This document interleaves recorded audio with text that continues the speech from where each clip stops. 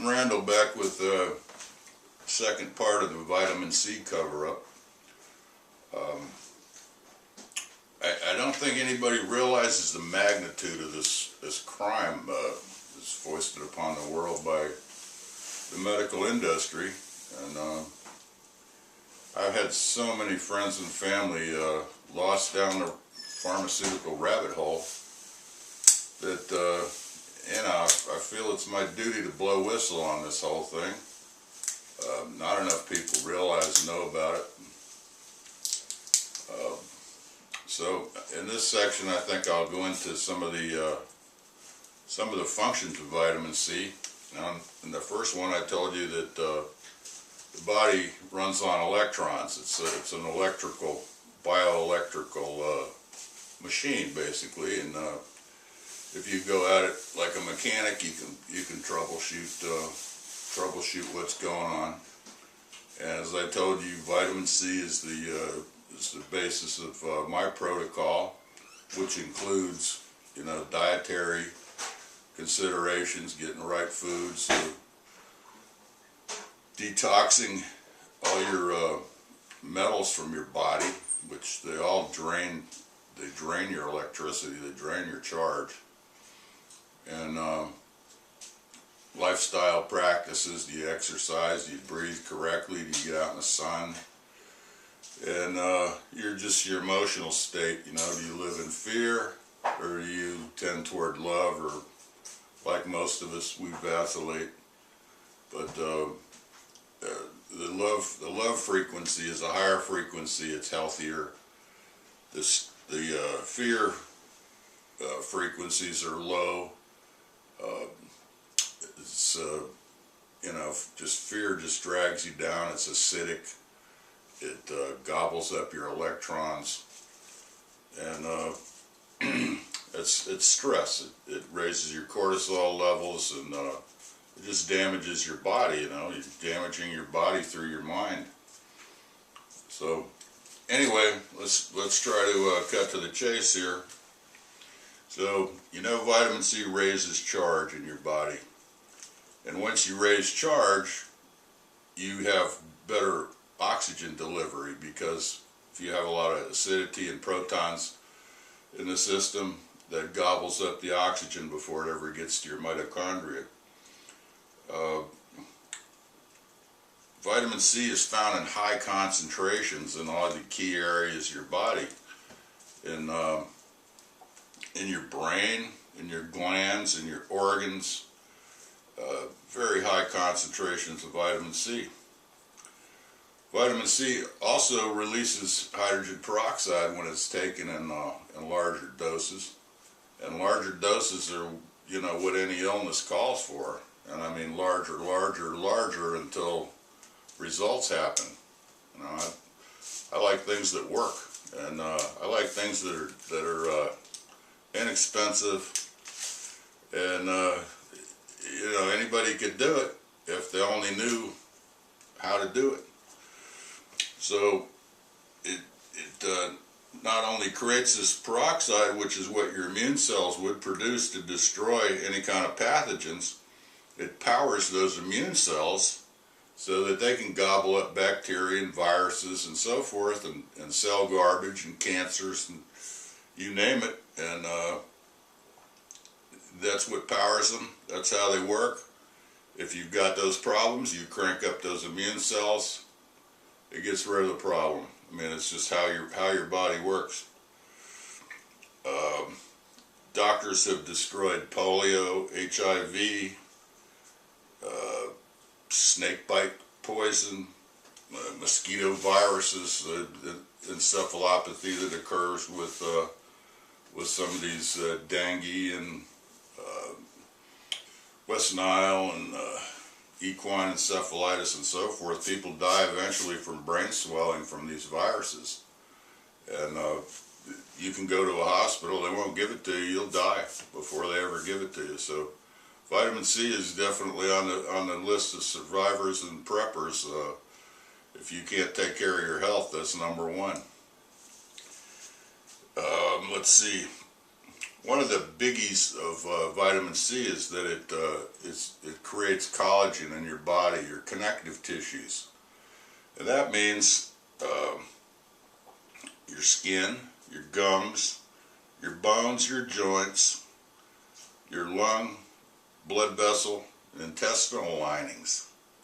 These are all critical membranes, and in supportive structures, your ligaments and tendons and fascia. 60% of your body is made of connective tissue. It takes vitamin C and a couple of certain proteins, lysine and proline, which are found in bone stocks, made from fish heads or neck bones or whatever clean animal source you have. And that, along with the vitamin C, restores your skin, your bones, and your blood vessels. It's like magic if you're deficient. So vitamin C in soup is what I say. And you can see people falling apart. Well, that's the problem right there. They don't know they need the vitamin C and the rich broths that come from homemade soup. Vitamin C also helps resist and remove plaques from your blood vessels. As it restores your lung tissues so that they can work properly, and your macrophages can clean the dirt out of your lungs that you breathe every day, and your intestinal linings not leak. This is all critical stuff. That leaky gut syndrome leads to all these autoimmune situations. And because, somebody was eating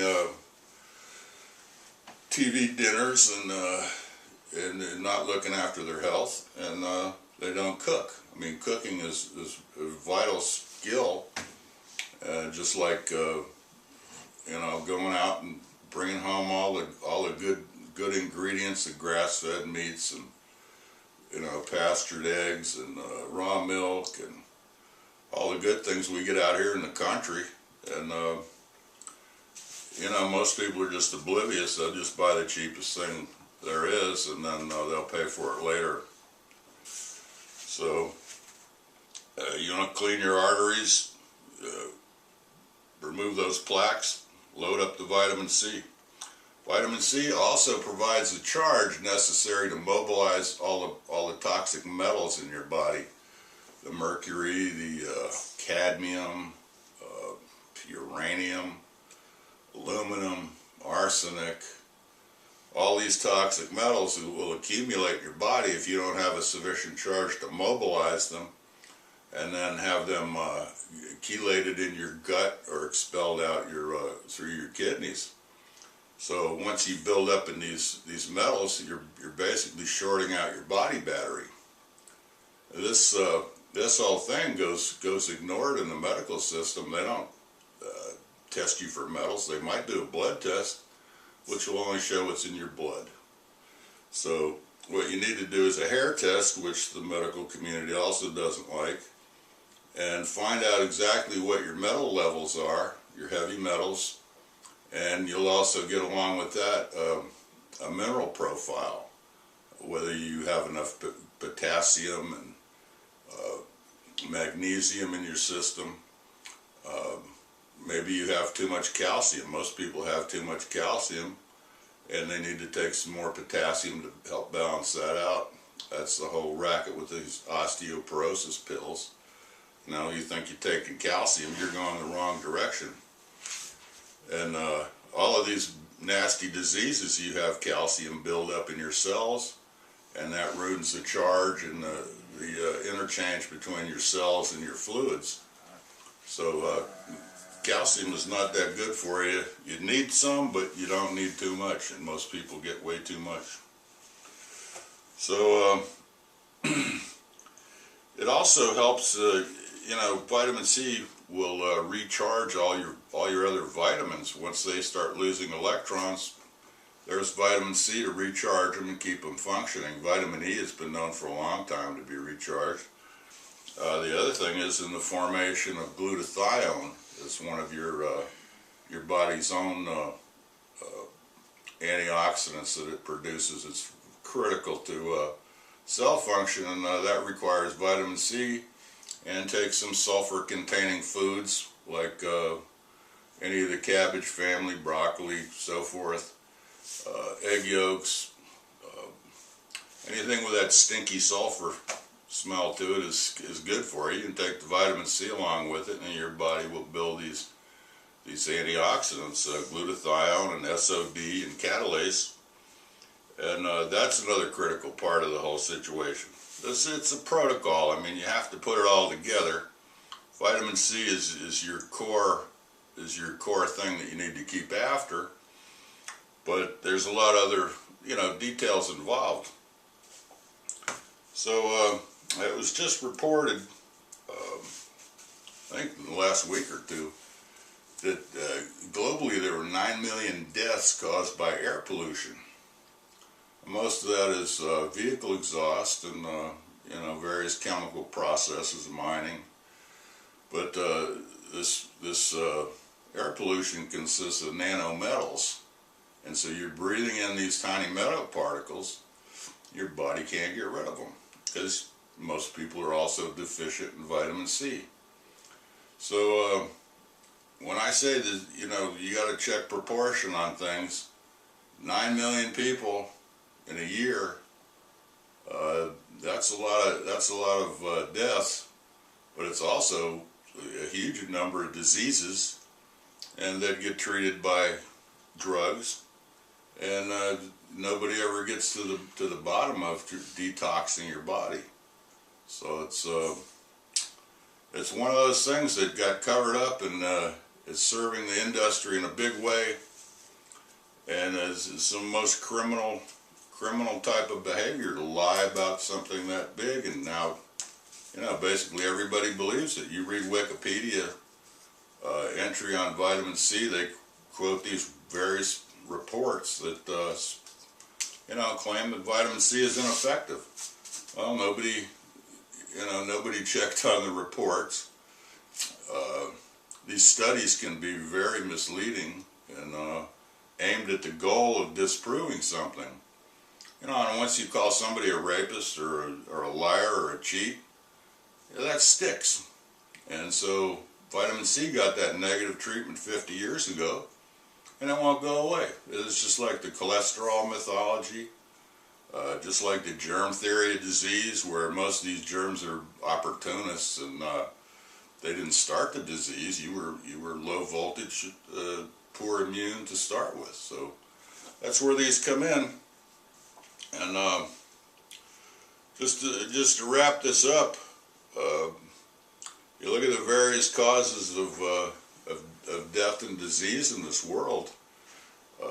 You're talking about a major preventative here if people could just pay attention to vitamin C and their electron balance. There's a number of ways to raise your electron balance.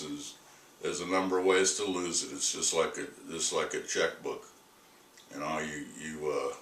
You write checks, but you also have to make deposits.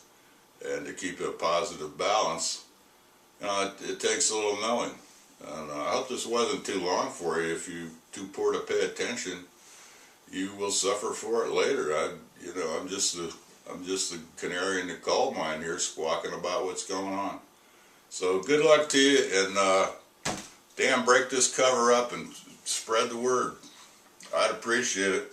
There's also my book here, Forbidden Healing, which I give you the recipe to all these cheap, inexpensive things. Well, food's not that cheap anymore, but the part of it. And you can also go to my website, forbiddenhealingforum.com, and there's a whole slew of articles. You can access those for free anytime. So, good day to you. I'm get back to my pecans here.